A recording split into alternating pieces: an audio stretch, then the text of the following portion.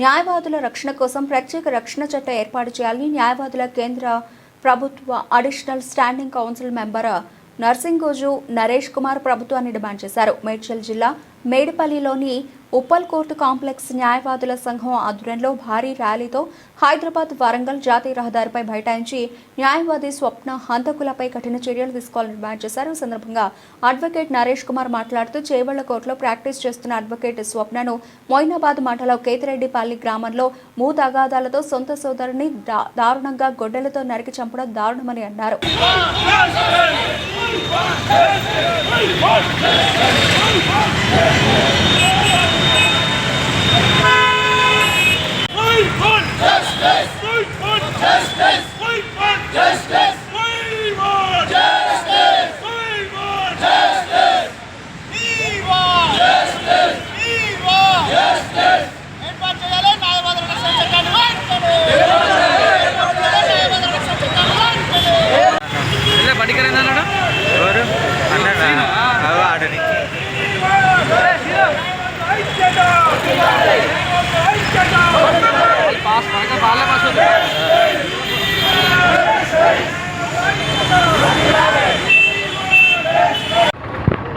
రంగారెడ్డి జిల్లా మొయినాబాద్ మండలం సంబంధించినటువంటి కేటేపల్లి గ్రామంలోని మా న్యాయవాది సోదరి స్వప్నను నిన్న అత్యంత కిరాతకంగా దారుణంగా గొడ్డలతో దాడి చేసి చంపడం జరిగింది.